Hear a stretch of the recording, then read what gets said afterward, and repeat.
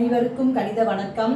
இப்போ பார்க்க போகிறது 8ஆம் வகுப்புக்குரிய கணக்கு பயிற்சி 3/6ல் 5வது கணக்கு பார்க்க போகிறோம். அதில் முதல் கணக்கு எக்ஸ் மற்றும் பியின் மதிப்புகளை காண்க அப்படின்னு சொல்லி கொடுத்துருக்காங்க.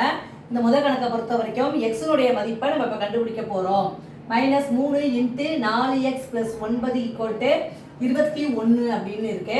நம்ம வெளியில் உள்ள நம்பரால் உள்ள நம்பரை வந்து நம்ம பெருக்கிட்டு அப்புறம் நம்ம ஆன்சர் கண்டுபிடிக்க போகிறோம்.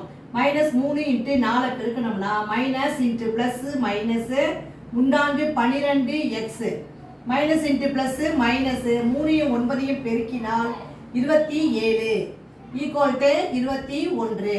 இப்போ அடுத்த ஸ்டெப் என்ன செய்ய போகிறோம்? -12x = இந்த 21 அப்படியே தான் இருக்கும். இந்த -27ங்கிற நம்பரை வந்து அங்கே கொண்டு போக போகிறோம்.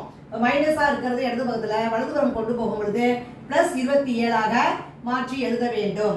அடுத்த ஸ்டெப்பு -12x = 21 கூட்டினால் 48. இப்போ நம்ம x உடைய மதிப்பு தான் நமக்கு தேவை. x = 48 அப்படியே போட்டுக்கிறேன். இது பெருக்கிட்டு இருக்கிற 12 இடது பக்கத்துலேருந்து வலதுபுறம் கொண்டு போகிறோம். அது வகுத்தலுக்கு வந்துடும் -12. 12ஆம் வாய்ப்பாடில் சுருக்கணும்னா 1 12 12 4 12 48 ப்ளஸ்ஸையும் மைனஸையும் வகுத்தால் என்ன வரும்? மைனஸ். அப்போ -4.